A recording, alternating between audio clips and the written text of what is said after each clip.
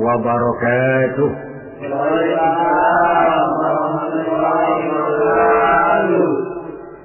Alhamdulillah, wassalatu wassalamu ala sayyidina Rasulillah, sayyidina wa maulana Muhammad ibn Abdullah, wa ala alihi wa sahbihi wa man tabi'ahu wa wala. Subhanaka la ilma lana illa ma 'allamtana innaka antal alimul hakim. La haula wa la quwwata illa billahil aliyyil azim. Amma ba'd. Saudara-saudara hadirin kaum muslimin rahimakumullah. Di bulan ini sebagian saudara-saudara kita yang mendapat panggilan Allah untuk melaksanakan ibadah haji telah mulai mempersiapkan diri untuk melaksanakan ibadah yang istimewa ini. Apa keistimewaan daripada ibadah haji? Pertama, ada ibadah yang dititik beratkan kepada kekuatan badan, yang disebut ibadah badaniyah. Misalnya puasa atau sholat. Ada pula ibadah itu yang titik beratnya adalah hati, yang disebut ibadah qalbiyah. Umpamanya zikir khafi, zikir yang tersembunyi. Dan ada juga ibadah itu yang disebut ibadah maliyah, ibadah yang titik beratnya justru kepada harta, seperti zakat, infak atau sedekah. Adapun haji gabungan dari keseluruhannya, ibadah badaniyah, qalbiyah, maliyah. Badan ikut melaksanakan, hati turut juga, harta pun keluar. Bahkan kurang salah satu daripadanya, jelas tidak akan bisa terlaksana ibadah ini. Umpamanya badan sehat, hati pengen benar bikin uang, tidak punya, terpaksa bengong. Atau uang ada, badan sehat, tapi hati belum kepengen. Barangkali ke New York sampai, ke London, Paris, mondar-mandir, tapi ke Mekah nggak bisa sampai. Lantaran hati itu yang memang belum pengen. Jadi ibadah haji ini merupakan gabungan badaniyah, qalbiyah, maliyah. Yang kedua, ibadah-ibadah yang lain jikalau sudah sampai waktunya bisa dikerjakan di berbagai tempat. Ramadan kalau sudah masuk waktunya, mau puasa di Jakarta bisa, di Bandung boleh, di Bogor pun jadi. Zakat kalau sudah sampai haul dan nisabnya, mau dikeluarkan di rumah bisa, di kantor pun boleh. Tidak demikian dengan haji. Dia hanya bisa dikerjakan pada waktu tertentu dan di tempat yang tertentu juga. Kan belum pernah kita dengar orang pergi haji ke Cengkareng. Waktunya tertentu, tempatnya pun tertentu juga. Ini keistimewaan daripada ibadah haji. Oleh karena demikian istimewanya ibadah ini, Allah Subhanahu wa ta'ala mendorong melalui lisan baginda Rasulullah sallallahu alaihi wasallam, di mana Nabi bersabda, al-hajjul mabrur laisa lahu jazaa illa al-jannah. Bahwa haji yang mabrur tidak ada balasan lain dari Allah kecuali surga. Pada kesempatan ini saya ingin ikut menitipkan pesan dan kesan kepada saudara-saudara kita yang akan menunaikan ibadah haji. Apa yang sebaiknya dipersiapkan? Pertama, dan ini yang terpenting, niat. Dengan meninggalkan tanah air menuju Makkah, Madinah, kita bukan turis, bukan mau pergi piknik, Jangan ada niat lain selain niat ibadah karena Allah. Walaupun kita bertemu dengan tempat yang baru, pengalaman yang baru, teman yang baru, tapi niat pertama untuk ibadah karena Allah. Kenapa niat ini penting? Kadang-kadang maklumlah, begitu turun di Jeddah, masuk ke pasar, sudah virus yang dicari, permadani yang dibeli, padahal haji belum lagi mulai, sudah cincin diributin.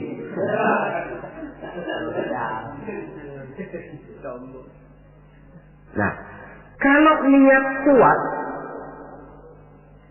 maka dalam pelaksanaan ibadah haji nanti, jangankan bertemu dengan yang enak, bertemu dengan yang tidak enak pun akan jadi enak. Sebab apa? Maaflah saudara, kalau mau dicari kenikmatan biologis dalam ibadah haji hampir tidak ada. Tapi kenapa orang mau? Uangnya minimal 4 juta keluar. Rumah dia tinggalkan, anak yang masih kecil dia tinggalkan. Karena famili handai solan keluarga ditinggalkan. Melintasi samudera melalui berbagai negara. Sampai dia di Makkah sana berdesakan dengan jutaan manusia. Tidur tidak teratur. Manusianya kadang-kadang kasar. Iklimnya pun buat.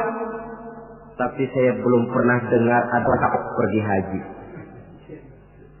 Tidak pernah pulang haji lalu ditanya, Pak Haji bagaimana di Mekah? Buat tobat lagi-lagi. Belum pernah ada. Belum pernah ada. Malahan yang sering kita dengar, bagaimana Pak Haji? Ya Allah Ustaz, pada waktu saya melakukan tawaf wida, mengucapkan selamat tinggal kepada Ka'bah, akan kembali ke kampung halaman dengan air mata berurai membasahi pipi tanpa terasa. Dikala itu batin saya menjerit, ya Allah, kapan saya bisa kembali kemari lagi? Pulang saja belum, sudah mikirin mau kembali. Apa yang dirasakan? Kebahagiaan batin karena niat kuat lantaran bisa menjawab panggilan Allah. Kalau hati bahagia, batin bahagia, penderitaan badan tidak terasa. Ini yang harus digarisbawahi. Kalau hati bahagia, penderitaan badan tidak terasa. Kita ambil contoh. Ibu kita dikala melahirkan kita, pilihan cuma 2. Kalau tidak hidup, mati. Betul apa betul?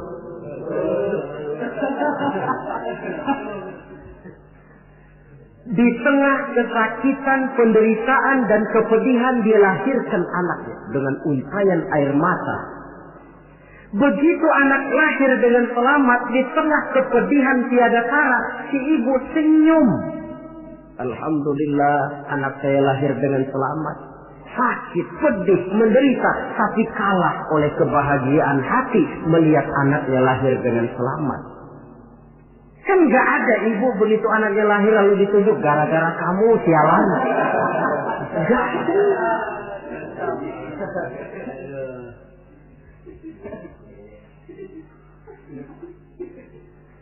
Zaman kita masih muda dulu, punya pacar rumahnya jauh, kalau mau apel lewat pohon bambu, hujan gerimis, cukup seram, jalanan licin. Tapi giliran apel kira-kira berangkat enggak? Wajib.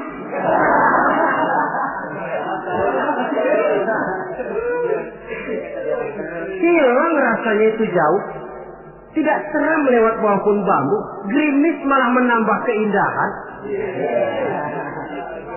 Kenapa? Lantaran hati bahagia.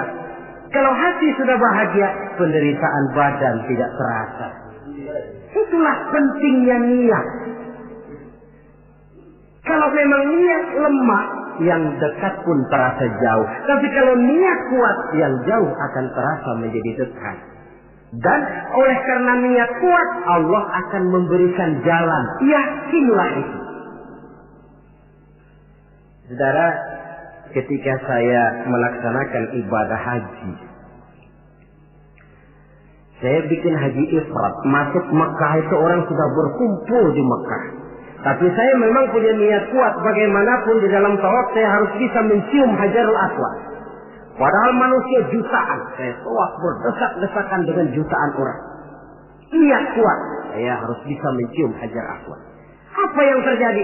Sedang enak-enak saya tawaf, diseruduk orang Afrika yang tinggi gede. Diseruduk mental saya. Apa yang terjadi? Saya mental jatuh pas di depan Hajar Aswad. Orang Jawa bilang njilala. Njilala, kok ada jalannya? Diseruduknya sakit, tapi kok jatuhnya di situ? Oh, saya pikir Allah memberikan jalan karena niat yang kuat. Tidak cuma sekedar ibadah haji, ibadah apapun saja, ini fondasi utama, niat. Jika sudah rapuh niat, nilai ibadah tidak akan sampai kepada tingkat kesempurnaannya. Apalagi untuk melaksanakan ibadah haji ini. Jangan sampai ada niat, di Mekah nanti belanja jam tangan lebih murah. Atau nanti kalau sudah pulang kepengen pakai peci putih dipanggil Pak Haji. Lalu siapa yang lewat cium tangan sama saya. Niat ibadah karena Allah. Jangan sampai ketumpangan niat-niat lain yang bisa memalingkan kita daripada niatan ibadah itu sendiri. Satu. Yang kedua, apabila bapak, saudara, ibu-ibu sudah sampailah di tanah haram nanti, puas-puaskan di sana melaksanakan ibadah. Mumpung sudah ada di sana. Sebab itu kalau orang sudah ada kemampuan, jangan lagi ditunda bikin haji ini. Nabi ancam betul itu. Man kana lahu sa'ah falam yahus falyamut in sha'a yahudiyan wa in kana nasraniyan. Apabila orang sudah memiliki kemampuan untuk berhaji tidak dia laksanakan, dia boleh pilih mau mati secara Nasrani atau Yahudi. Imam Syafi'i berkata boleh juga ditunda sampai tahun depan, tapi dengan catatan. Pertama, jangan putus niat. Selalu niat bahwa tahun depan dia mau pergi haji. Yang kedua, dan ini yang berat, dia tidak boleh mati pada tahun itu. Ya kalau niat tidak putus bolehlah, tapi kalau tidak mati tahun itu, ini kan mesti bikin perjanjian sama malaikat maut, ini repot. Mumpung ada di tanah haram, apalagi di tempat-tempat yang mustajabah, di mana doa dijawab Allah, kuatkan diri melaksanakan ibadah. Mumpung ada di sana. Kapan lagi mau mengejar keuntungan sebesar itu? 1 rakaat di Masjidil Haram sama nilainya dengan 100.000 rakaat di masjid-masjid lain. Tahun depan belum tentu kita bisa kembali lagi. Taruh kata rezeki ada tapi umur belum tentu ada. Taruh kata umur sampai tapi rezeki belum tentu ada. Mumpung ada panggilan sudah sampailah kita di sana. Pusing-pusing dikit berangkat ke masjid, capek-capek dikit berangkat ke masjid. Puaskan hati dan diri melaksanakan ibadah. Kalau malas yang diperturutkan, kan rugi, sudah buang waktu, tenaga, harta, tapi nilai ibadah tidak seperti yang diharapkan. Jadi yang kedua, mumpung ada di sana, puas-puaskan diri melaksanakan ibadah. Yang ketiga, kalau nanti sudah sampai di tanah haram, entah di Mekah dan Madinah, orang bilang Mekah Madinah itu taman mini akhirat. Artinya apa? Di sana orang harus jujur kepada diri sendiri. Kalau menemukan berbagai kesulitan, jangan mencari kambing hitam. Jangan mencari sebab pada diri orang lain. Cari sebab pada diri sendiri. Kalau di sini kan kita bisa saja berkata, gara-gara lu sih begitu, gue jadi begini. Orang lain kita kambing hitamkan. Di sana kalimat macam itu tidak berlaku.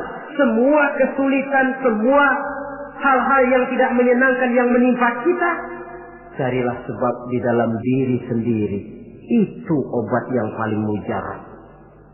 Sebab kita ke sana memang dengan pengakuan segala dosa. Seperti kata Abu Nuwas dalam syairnya, Ilahi abdukal asi ataka. Wahai Allah, hambamu yang penuh maksiat, berlumur noda dan dosa ini datang menghadapmu ya Allah, memohon ampunan dan taubat dari seluruh dosa. Kata perbuatan yang tidak terkontrol akan mendatangkan kesulitan dan obatnya tidak lain taubat. Saya punya seorang teman. Dia di sini nggak pernah kemana-mana. Begitu masuk Mekah jalan-jalan melulu. Temennya kasih tahu, Ji, jangan jalan-jalan melulu, nanti susah dicari kalau ada perlu. Nepuk dada. Anak Betawi nih nggak bakalan keder katanya. Sudah selesai dia jalan-jalan mau kembali ke rumahnya, putar-putar nggak pernah ketemu tempat dia tinggal. Sampai 2 hari. Akhirnya dia bertemu seorang syekh. Tuan syekh, bagaimana saya ini? Sudah 2 hari mau pulang nggak ketemu rumah. Nah, kamu memangnya kenapa? Dia pikir-pikir, saya juga sih, lidah ini nggak terjaga. Pakai nepuk dada, nggak bakalan salah jalan lah, nggak bakalan keder lah. Nah, sana kau masuk Masjidil Haram, tawaf, sembahyang sunnah, sujud di depan Ka'bah, akui dosa dan kesalahan. Dia masuk, tawaf, sholat sunnah, sujud di hadapan Allah, mengakui kesalahannya, keluar dari Masjidil Haram, kelihatan rumahnya. Itu yang saya maksud taman mini akhirat. Baik kata, baik perbuatan harus dijaga, dikontrol, jangan sampai masuk dalam apa yang dipesankan Allah. La rafasa wala fusuqa wala jidala fil hajj. Di dalam melaksanakan ibadah haji itu jangan sampai ada rafas. Rafas, kata-kata kotor, kata-kata yang bisa menimbulkan rangsangan. Fusuk, kata-kata yang keji, atau kata-kata yang sifatnya menyesali amalan. Umpamanya, coba gua nggak pergi haji 4 juta dibeliin bajai, tinggal nungguin setoran. Ini masuk fusuk juga. Wala jidal, pertengkaran. Maklumlah suhunya panas. Dalam kondisi panas temperatur mudah naik, orang peka, sedikit tersinggung mudah marah. Lantaran air, lantaran makan, lantaran tunggu menunggu, bisa menimbulkan kemarahan. Oleh karena itu, sekali lagi, pesan saya yang ketiga, orang di sana harus jujur kepada diri sendiri. Jangan mencari kambing hitam kalau menemukan kesalahan, tapi carilah sebab di dalam diri kita masing-masing. Yang keempat, kalau sudah berkumpul kita dengan jutaan umat Islam di Mekah, di Madinah, tidak usah usil dengan amalan orang lain. Sebenarnya tidak cuma di sana, di sini pun seharusnya kita begitu. Tapi akan lebih real kalau kita lihat di sana. Kenapa? Akan macam-macam tingkah orang yang sholat itu. Ada yang sholat selesai takbir, tangannya berlenggang-lenggang saja. Ada yang sholat, malah saya pernah lihat sholat sambil gendong anak. Ada pula saya saksikan di sebelah saya betul. Dia bawa sebotol air zam-zam, dia sholat. Botol zam-zam ditaruh di sampingnya. Waktu dia lagi ruku, botolnya ketendang orang, menggelinding ke depan. Sambil ruku dia samperin tuh botol. Dia ambil, dia taruh lagi di sampingnya, dia terusin sholatnya. Apa lalu kita harus mencak-mencak sampean sholat begitu? Tidak betul. Kembalikan saja kepada ajaran Allah. Lana a'maluna walakum a'malukum. Kami akan mengerjakan amalan yang kami yakini benarnya. Tuhan pun persilakan mengamalkan amalan yang Tuhan yakini benarnya. Tidak usah usil dengan amalan orang. Ini juga seharusnya kita wujudkan dalam kehidupan di sini. Sebab apa? Maaf. Dalam proses perkembangan Islam di Indonesia, dia tidak pernah sunyi dari orang yang tidak senang melihat dia tumbuh dan berkembang dengan pesat. Orang yang tidak senang tentu berusaha bagaimana memporak-porandakan Islam ini. Menghantam Islam terang-terangan jelas tidak mungkin dan tidak berani. Kenapa? Bagaimanapun kondisinya umat Islam, bagaimanapun bodohnya umat Islam, ada satu hal yang positif. Apa itu? Fanatisme agama. Dia masih sanggup ngomong, Mas, gua emang kagak sembahyang, tapi agama gua lu acak-acak, gua bacok.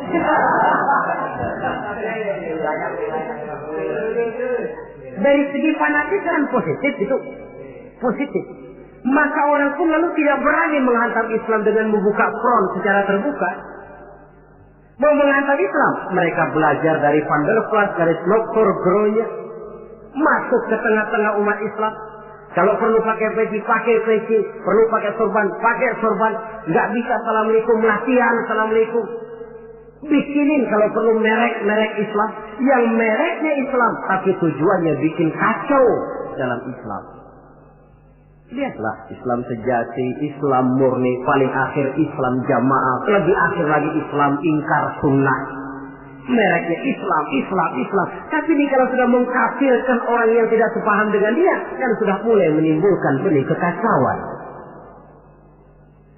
Kalau cara ini dirasakan tidak berhasil, diputar lagu lama. Apa lagu lama itu? Lagu khilafiyah. Satu pakai usolik, 1-3 bisa RT. Satu kunut, 1-3 bisa kampung. Satu Jumat azan sekali, 1-2 kali bikin masjid lagi. Bukankah akan lebih baik mencari titik persamaan daripada sekedar memperbesar pola perbedaan? Apalagi kalau perbedaan itu menyangkut hal yang tidak prinsip, furu'iyah. Jika saya kalau ditanya orang, jawaban saya paling enak. Ustaz, kalau subuh pakai kunut nggak? Kalau saya pakai. Yang tidak pakai bagaimana? Yang tidak pakai, kata yang tidak pakai. Kata yang tidak pakai. Jadi pakai kunut betul? Betul, karena saya pakai kunut. Tidak pakai kunut juga betul? Betul, kata yang tidak pakai kunut. Lah, kalau yang kunut betul, yang tidak kunut betul, lalu yang salah yang mana, Ustaz? Yang salah iya, yang subuh enggak semayang.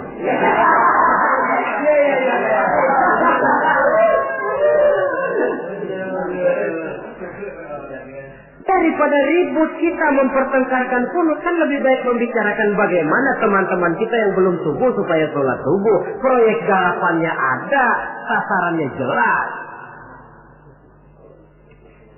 Hal-hal yang menyangkut khilafiyah semacam ini sampai kiamat tidak akan pernah selesai. Sebaiknya memang tidak usah usil dengan amalan orang, dan ini dicontohkan benar di dalam pelaksanaan ibadah haji. Kita lihatlah mereka yang sholat dengan tingkah macam-macam, dengan pola macam-macam. Apa lalu kita harus ngotot mempertahankan cara ini tidak betul? Oh, terlalu riskan.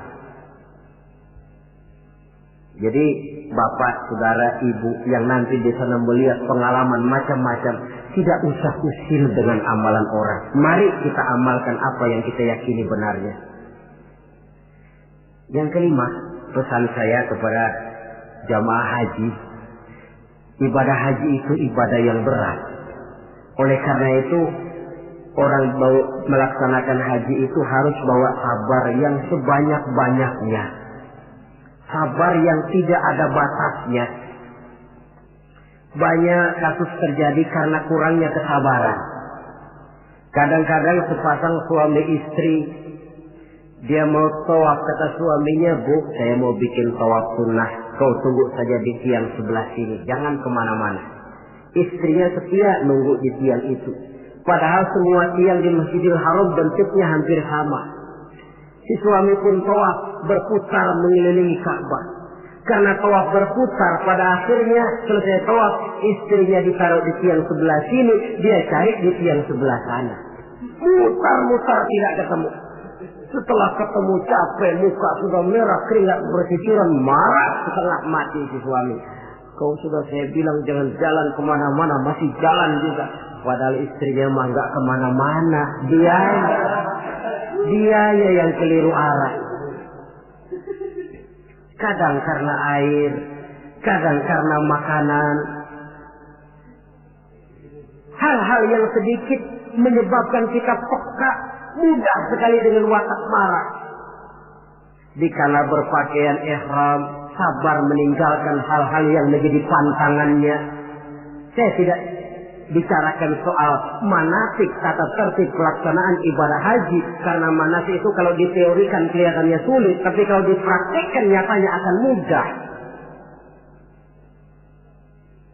Saudara hadirin yang saya hormati, sabar itu kan tempatnya 3. Pertama, sabar dalam taat.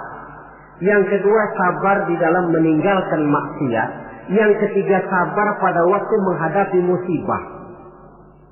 Sabar dalam taat apa? Misalnya puasa. Biar lapar melilit perut, biar haus mencekik kerongkongan, kalau maghrib belum berbunyi jangan sentuh makanan. Sabar dalam taat.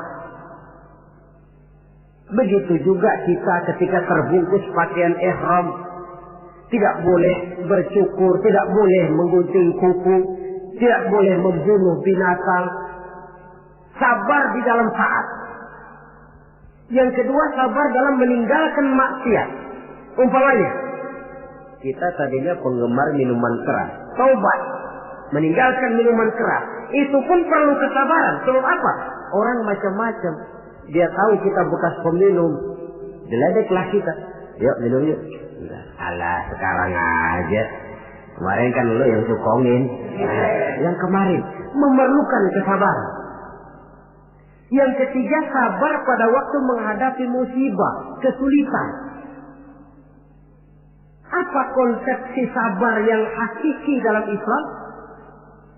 Sabar yang dijelaskan dalam Al-Quran ialah allazina idza asabathum musibah qalu inna lillahi wa inna ilaihi raji'un. Orang yang sabar ialah orang yang apabila terkena suatu musibah kembali kepada prinsip dasar inna lillahi wa inna ilaihi raji'un. Kami berasal dari Allah dan kami akan kembali kepada Allah. Bukan cuma pengucapannya tapi penghayatannya.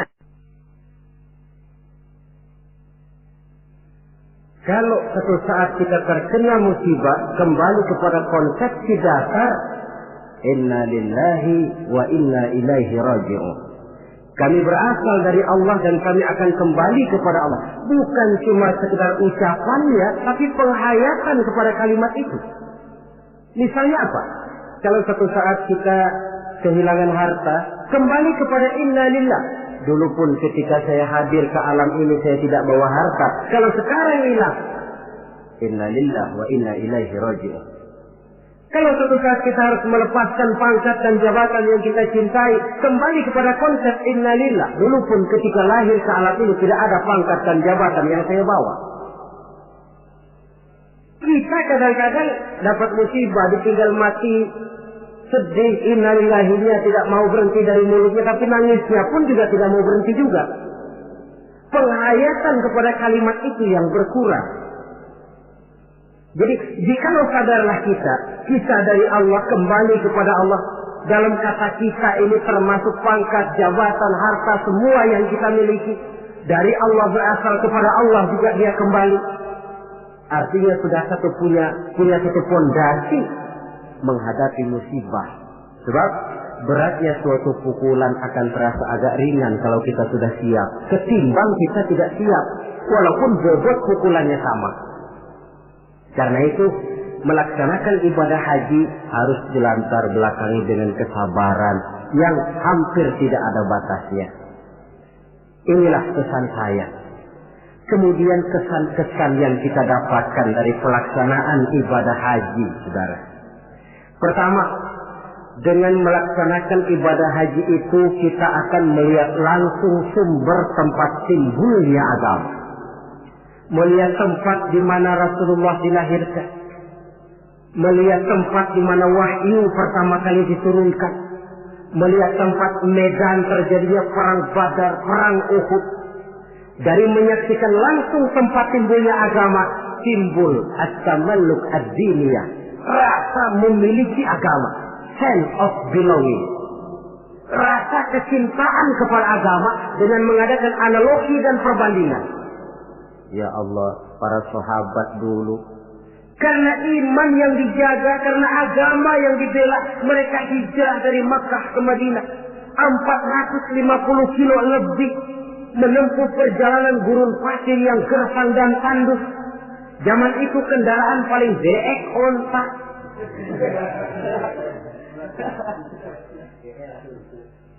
Untuk menegakkan akidah, melaksanakan syariat, mereka harus perang. Kita ini melaksanakan agama ibarat nasi mas tinggal nyuap. Rasul, para sahabat, generasi kemudian yang berjuang dengan untayan air mata, cucuran keringat, bahkan aliran darah. Apakah nasi yang tinggal nyuap ini masih harus tumpah ke tanah? Alangkah sayangnya melihat langsung sumber tempat timbulnya agama. Ada rasa kebanggaan, ada rasa tanggung jawab. Yang kedua kesan saya, orang bilang ibadah haji itu katanya Kongres Umat Islam Internasional. Kita sudah melihat Islam dalam skala yang makro, dalam bentuk nuansa pandangan yang luas. Apa artinya ini? Artinya seorang muslim itu tidak boleh bermental seperti katak di kolong tempurung, merasa diri paling besar karena tidak pernah kemana-mana.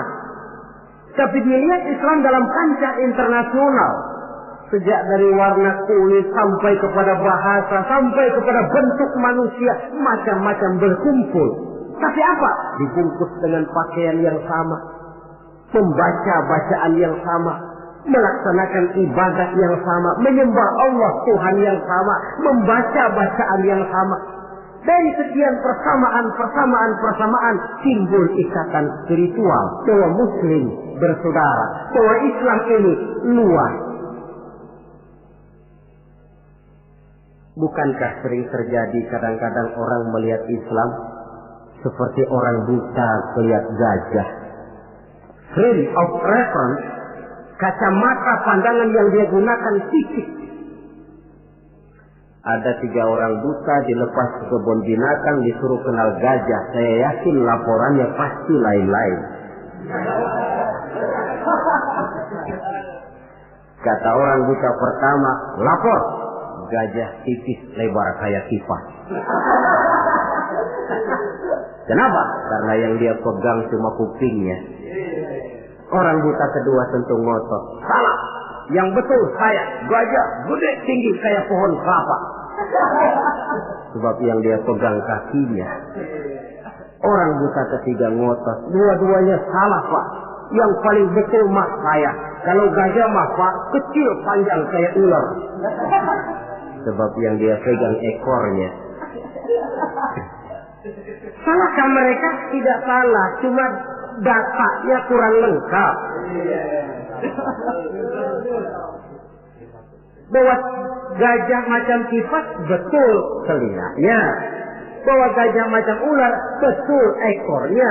Tapi gajah secara total adalah gajah yang bukan kipas, bukan ular, bukan pula pohon kelapa. Ini yang fisik dan tidak mendidik, kadang-kadang baru kenal kuping gajah, kemana-mana sudah pidato. Saudara-saudara, gajah tipis lebar kayak kipas. Diundang lagi ke tempat sebelah sana, begitu lagi pidatonya. Buat orang yang sudah kenal gajah, dia diketawain. Buat orang yang belum kenal gajah, dia malah menyesatkan.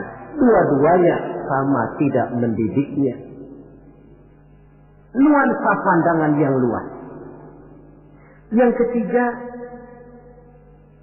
kesadaran hidup. Dari mana ini dimulai? Dari pertanyaan dikala kita merenung di padang Arafat yang terhampar luas membentang, sejauh mata memandang cuma tenda-tenda putih 2 yang nampak. Dari mana kita datang? Di mana kita sekarang? Mau kemana kita akan pulang?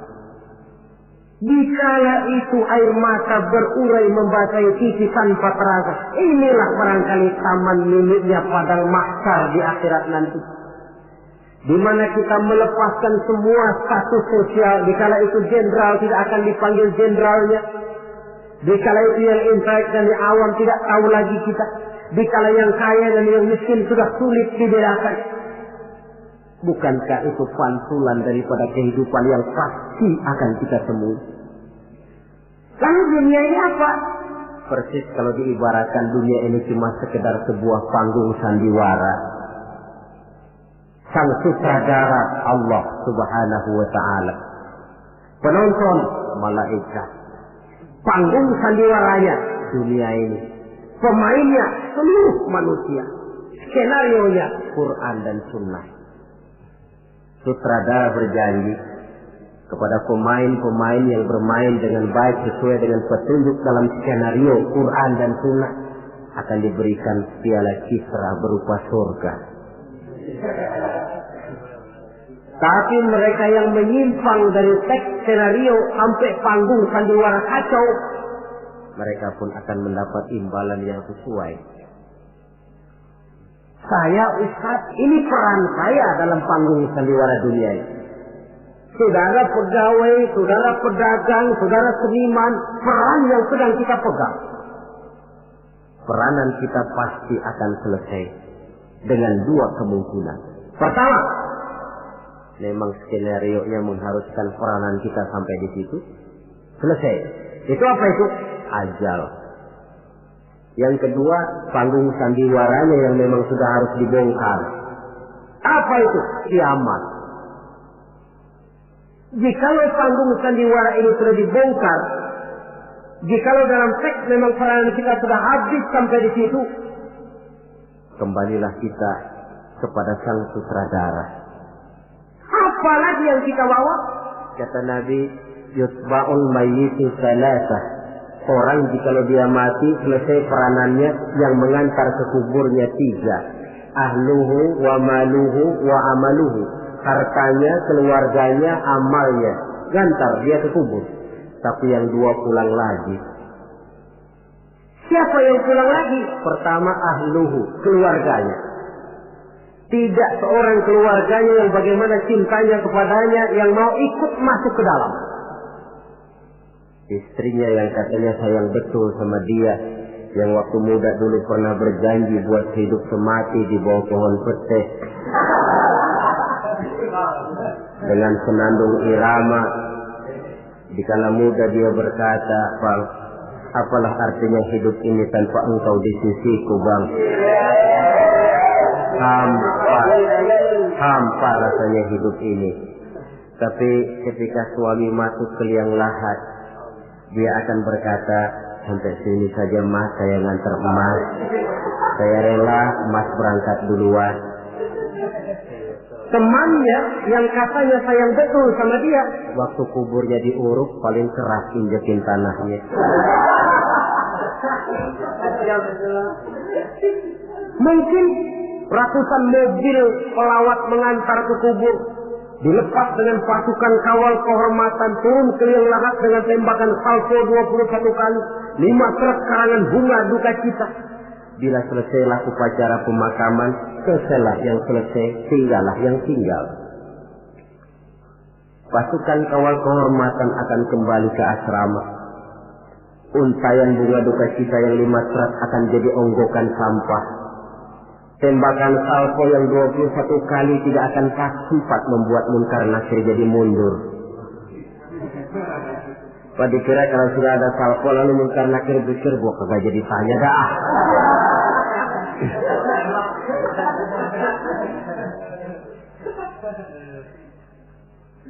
Harta pun tidak ikut masuk ke dalam. Mobil cuma parkir di pelataran kubur. Yang setia menemani kita, the best friend, sampai masuk ke dalam itu tidak lain nilai amal yang kita kerjakan di dalam kehidupan ini. Maka hidup hakikatnya kesempatan untuk berbuat amal. Kata Allah, "Wallazi khalaqal mauta wal hayata liyabluwakum ayyukum ahsanu amala." Dialah Allah yang telah menciptakan hidup dan mati untuk menguji kamu, siapa di antara kamu yang paling banyak amal kebajikannya. Hidup adalah kesempatan berbuat baik. Nah, status sosial Di padang Arafat saja sudah tidak berlaku. Pernah terjadi seorang jenderal, dia sedang mencium Hajar Aswad karena terlalu lama kepalanya ditarik orang Baduy yang hitam itu. Dia marah mau dipukul si Baduy. Sabar Pak. Ini orang kurang ajar Ustaz. Saya kan jenderal. Saya belum pernah digitukan orang. Iya, jenderal kan di negara kita Pak. Di sini kan Ka'bah. Jenderal nggak laku di sini. Di sini ini kita harus jujur kepada diri sendiri. Kalau kepala kita diangkat orang, barangkali kita di sana sering ngepelakin kepala orang. Oh ya, terbuka saja. Memang kita kemarin ini mau membersihkan diri, ibarat baju. Kita datang bawa baju kotor, berharap pulang mau bawa baju bersih yang bisa disimpan dalam lemari. Tentu saja baju itu mesti dicuci. Dicuci artinya disabuni, digilas, dijemur, diteriska. Wajar menemui kesulitan-kesulitan untuk pemutihan pribadi yang telah dilumuri oleh dosa dan kesalahan. Saudara hadirin, luasnya nuansa pandangan menyebabkan kita tidak berpikir secara fisik, tapi mampu melihat persoalan dari sudutnya yang luas. Itu yang saya rasakan di dalam pelaksanaan ibadah haji. Karenanya saya pernah ke Bali, tapi tidak ada rasa kerinduan pengen ke Bali lagi. Saya pernah ke Jogja, ada orang cerita tentang Jogja, Borobudur, Parangtritis, rasanya kok biasa-biasa saja. Saya pernah ke Mekah, tapi tiap kali orang cerita Ka'bah, tiap kali orang cerita Sa'i, tiap kali orang cerita wukuf, terbayang kembali semua itu, kerinduan untuk kembali lalu menggebu-gebu. Suatu kenikmatan yang tidak bisa dilukiskan dengan kata-kata. Hanya mereka yang sudah melaksanakan yang tahu semua itu.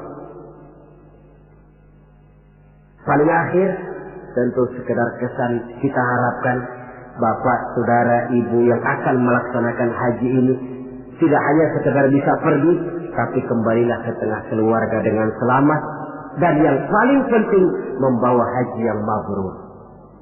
Apa yang haji mabrur itu? Ukuran hakikat haji mabrur itu wallahu a'lam. Allah saja yang maha tahu. Tapi kita bisa lihat zahirnya. Bagaimana zahirnya? Apa kalau haji mabrur itu kemana-mana tidak pernah lepas peci putih? Mungkin. Apa harus selalu pakai gamis? Mungkin. Tapi itu sekedar kulit. Kulit sih bisa dibikin-bikin. Kulit penting, isi penting.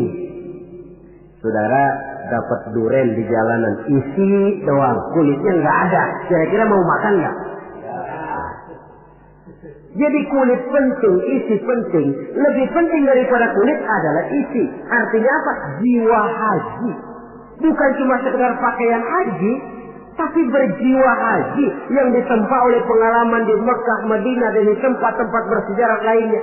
Membekas dan membayang dalam gerak hidup kita.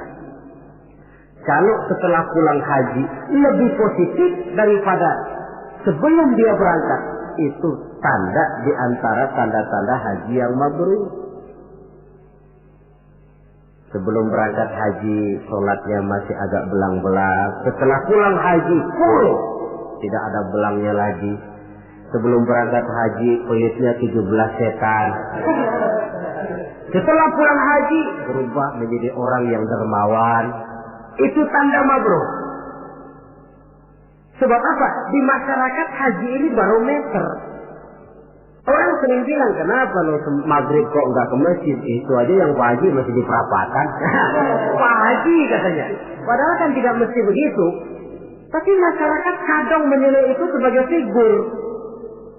Ini yang harus kita hati-hati. Makanya tidak heran dalam komposisi rukun Islam, ibadah haji diletakkan yang kelima. Kenapa? Sabda Nabi, buniyal Islamu ala khamsin. Kalau Islam ibarat rumah, maka rumah ini didirikan di atas 5 unsur. Kita bandingkan Islam dengan rumah. Orang kalau mau bangun rumah sebelum pasang tiang, kusen, jendela, kan yang paling dulu dia bikin fondasi. Dalam bangunan Islam fondasinya apa? Asyhadu an la ilaha illallah wa asyhadu anna Muhammadar Rasulullah. Kenapa saya katakan fondasi? Saya bersaksi tidak ada Tuhan melainkan Allah. Artinya apa? Artinya saya tidak akan menyembah kecuali hanya kepada Allah. Saya tidak akan minta tolong kecuali hanya kepada Allah. Saya tidak akan menggantungkan hidup kecuali hanya kepada Allah. Saya tidak akan minta rezeki kecuali hanya kepada Allah. Saya tidak akan pernah takut kecuali hanya kepada Allah. Fondasi. Kalau fondasi keropos, bangunan tidak akan tahan lama. Benar, Tuhan kamu Allah. Betul. 1 juta ya, tidak Tuhan. Ya, 2 juta, 2 juta, 10 juta enggak. Sekali Allah Tuhan saya, sampai titik darah saya yang paling penghabisan, Allah Tuhan saya. Ini fondasi yang mantap. Tapi kalau masih bisa digoncang, masih fondasinya rapuh, Tuhan kamu Allah, iya. Tunggal, lam yalid, lam yulad. Ya, atur aja dah. Gimana kalau kita atur? Gimana ya? Pikir-pikir dulu. Masih pikir-pikir dulu pun merupakan ciri akan rapuhnya fondasi. Nah, kalau fondasi sudah siap, baru mulai naik pasang tiang. Dalam bangunan Islam yang jadi tiang apa? As-salat, imaduddin. Salat, tiang agama. Tiang pokok 5. Zuhur, asar, maghrib, isya, subuh. Tapi supaya bangunan ini kuat, ada tiang-tiang tambahan. Tahajud, hajat, istikharah, duha. Tiang-tiang tambahan supaya rumah kuat. Tapi jangan lupa, tiang diri di atas fondasi. Kalau fondasi miring, tiang ikut miring. Hanya orang sembahyang kan macam-macam. Ada yang harian, ada yang mingguan, ada yang tahunan. Yang harian itu ada yang mulus, ada yang belang-belang. Kalau yang belang, zuhur kena, asar out. Asar ketangkap, maghrib hilang. Maghrib kepegang, isya terbang. Ada yang mingguan, Jumat aja modal. Ngancem bener kalau sama Jumat. Ada yang tahunan, Idul Fitri sama Idul Adha. Yang tahunan itu lumayan daripada yang polos. Saudara-saudara, fondasi sudah, tiang sudah. Kalau rumah supaya ada batasnya kan perlu pagar, dinding. Yang menjadi dinding kata Nabi, asyamu junnatun. Puasa adalah dinding, benteng. Kenapa? Esensi puasa kemampuan mengendalikan nafsu. Kalau orang hidup tidak sanggup dan mampu mengendalikan nafsu, ada benteng, pagar, nggak ngacak-ngacak kebun orang. Tahu batas mana yang dia berhak dan tahu batas mana yang dia tidak punya hak. Kemampuan mengendalikan nafsu. Nah, sudah, fondasi sudah, tiang sudah, pagar sudah, rumah supaya bersihkan harus ada jendela, pintu, lubang angin, kamar mandi yang fungsinya membersihkan. Dalam agama yang fungsinya membersihkan zakat. Kalau dia zakat mal, dia bersihkan harta kita. Dia zakat fitrah, bersihkan jiwa kita. Zakat hijarah, bersihkan tanam-tanaman kita. Makanya kalau orang muslim nggak mau bayar zakat, sama juga rumah nggak pakai pintu, nggak pakai jendela, nggak pakai lubang angin, nggak ada kamar mandi, panas, lekep. Kata orang kampungnya. Anak yang kecil tuh, adik-adik kita, kalau nggak dibayarin zakat fitrahnya, panas tuh anak sangar.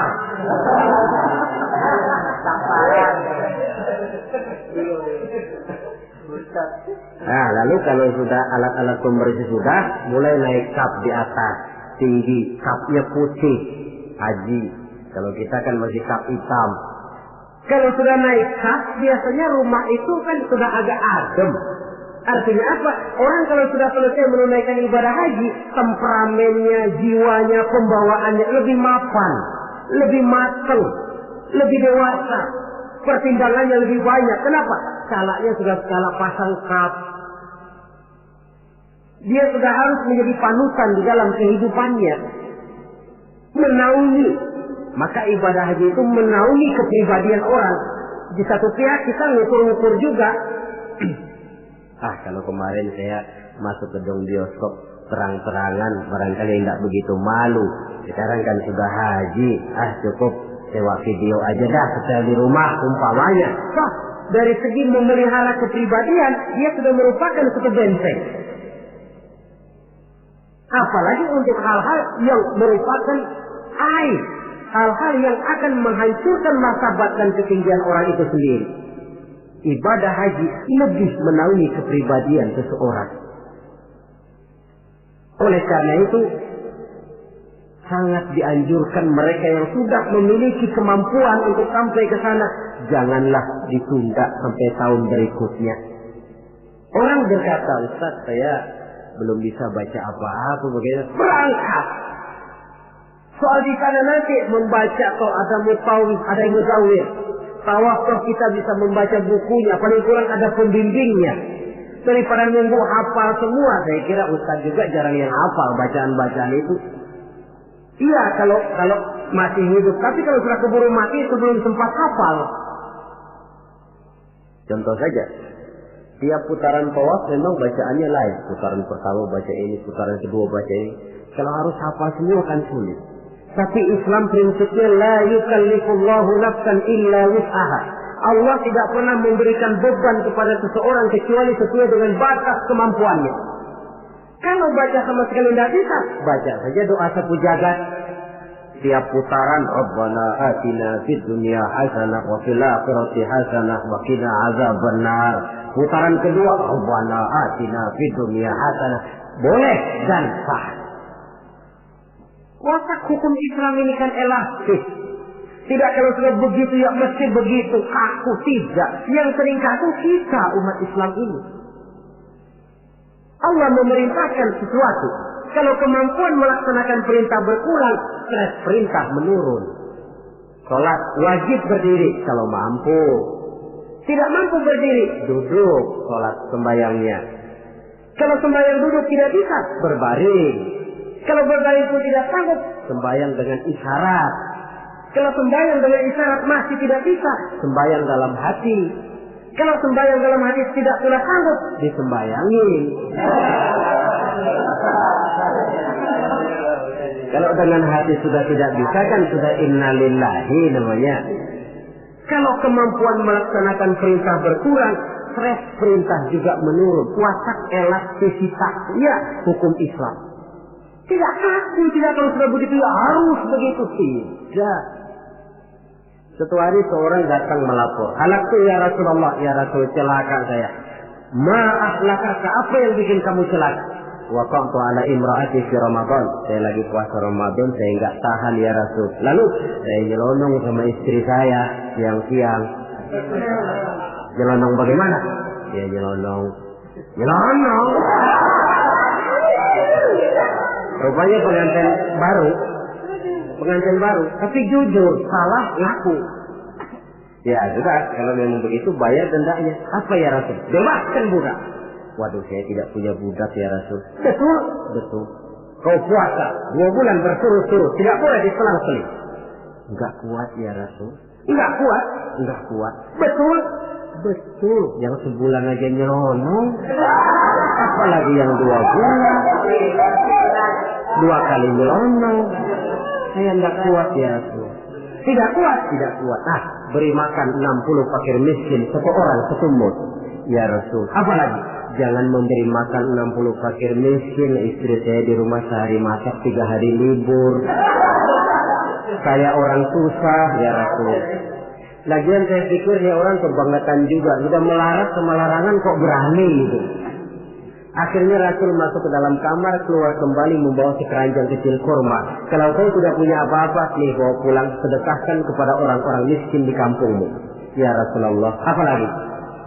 Di kampung saya itu yang paling miskin saya. Ya Allah. Rasul tersenyum, ya sudah bawa pulang kasih makan anak istrimu di rumah. Sudah melanggar larangan, dapat kurma lagi. Elastis. Tidak, kalau sudah begitu ya mesti begitu. Tidak. La yukallifullahu nafsan illa wus'aha. Dalam ayat lain, yuridullahu bikumul yusra wa la yuridu bikumul usra. Allah menginginkan kemudahan kepadamu dan sama sekali Allah tidak menginginkan kesulitan bagi kamu. Dalam surah Thaha lebih jelas lagi, ma anzalna 'alaikal qur'ana litashqa illa tadhkiratan liman yakhsha. Kami tidak turunkan Quran ini untuk bikin sulit hidup kamu. Tidak. Ini cuma peringatan bagi orang-orang yang takut kepada Allah. Quran, Islam, syariat yang dibawa Rasul tidak untuk menyulitkan manusia, tetapi justru untuk peringatan dan membawa manusia kepada kebahagiaan sejak dari dunia ini sampai ke akhirat nanti. Oleh karena itu, tidak lain tentunya kita ikut mendoakan. Mudah-mudahan saudara-saudara kita yang tahun ini melaksanakan ibadah haji, semoga mereka selamat pulang perginya, kembali ke tengah-tengah keluarganya dengan membawa haji yang mabrur. Dan kita pun yang tahun ini belum beroleh panggilan, mudah-mudahan tahun depan atau tahun-tahun berikutnya dipanggil Allah, supaya kita juga bisa merasakan nikmatnya ibadah di Masjidil Haram, di Masjidil Nabawi, dan di tempat-tempat yang mustajabah lainnya. Sekianlah saudara-saudara pertemuan kita pada saat ini. Mudah-mudahan ada manfaatnya. Terima kasih banyak atas segala perhatian. Mohon maaf atas segala kekurangan. Maklumlah ibarat kata pepatah, wa qad yurja li jarhi sayfi bur'un wa la bur'u lima jarahal lisan. Kalau pedang lukai tubuh, masih kan ada harapan sembuh. Kalau lidah lukai hati, kemana obat hendak dicari. Untuk itu saya mohon maaf. Usikum wa nafsi bitaqwallah. Aqulu qawli hadza fa astaghfirullahal azim li wa lakum. Wassalamu alaikum warahmatullahi wabarakatuh.